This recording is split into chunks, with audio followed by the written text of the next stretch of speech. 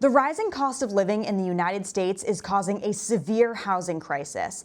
And while this is affecting people across the board, younger generations, especially those that grew up in more expensive areas such as the Northeast, are struggling to even envision themselves becoming homeowners. Now, quite frankly, I'm not an economist, nor am I going to try to give you any advice on how to fix this. I will, however, tell you about trends I've noticed as someone who's worked full-time in real estate for years. There's a shift happening in the housing market, and this is it.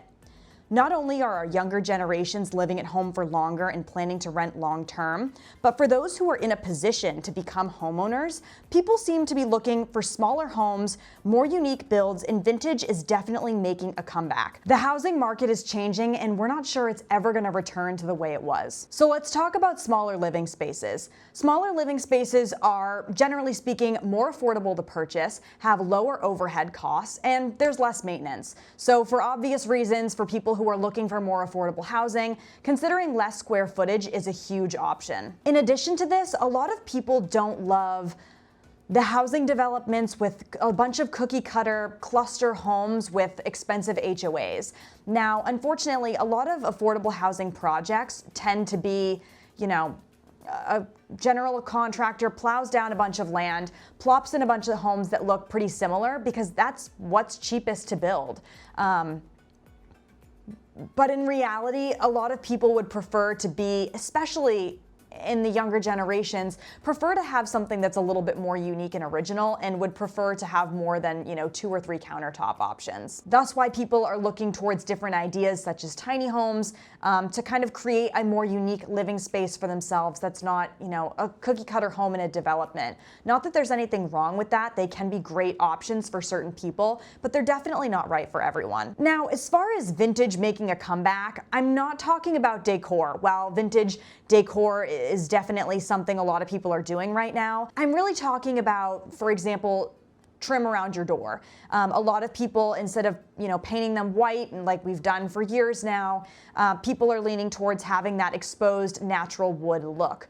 We're noticing a lot of more organic, modern, and exposed wood warming up homes. People are tending to like those kind of designs and decorations more nowadays than, the stereotypical millennial gray that people consider to be, too plain nowadays.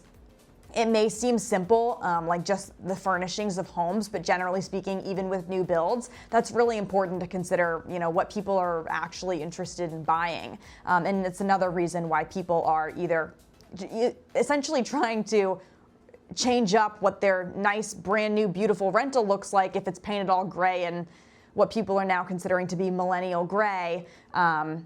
People are essentially changing up the entire interior decorating or design style once they actually get into that unit, whether it's renting or buying. Design styles are changing as the younger generations are starting to get older, and I think we're going to start to see a switch in the designs and even just down to like the paint colors of the newer builds. Now, we've mentioned this particular structure in a couple of different videos on our channel before. And while this is kind of an extreme version of what I'm talking about, the concepts are still similar. Under 400 square feet, a lot more unique than, the traditional home nowadays. And this one in particular obviously has a kind of a log cabin feel, but just in general, the more exposed wood. People are kind of going back to that more natural look nowadays. This is very specifically for a campground my parents are building. And like I said, I've worked in real estate in years past full time, and now I'm building these cabins, though obviously I still work in real estate as well. But just this is a very kind of extreme scale of what we're talking about here, right? And now again, this was very much geared towards camping. It kind of looks like a log cabin, right?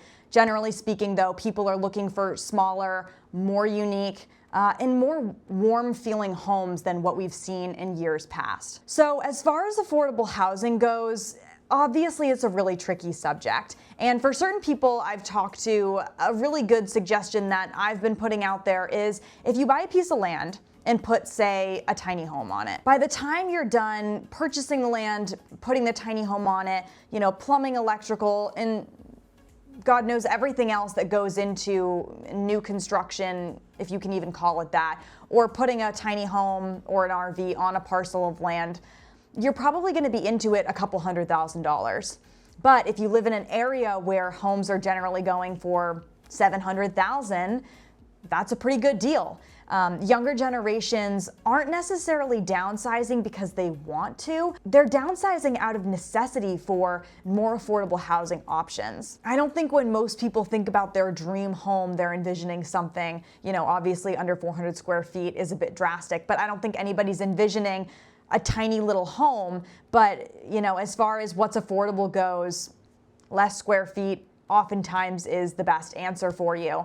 And we're going to start to see that as the next couple of years come and go. People aren't finding affordable housing options, so they're creating them for themselves. So again, as far as what people are doing out of necessity and kind of newer trends and design styles, smaller homes, more unique builds, as well as more natural finishes, I would call them. Those are probably the most prominent things that we're noticing as the younger generations start to get of age to purchase homes. And like I said earlier, a lot of people are just planning to rent long term because things are getting so expensive.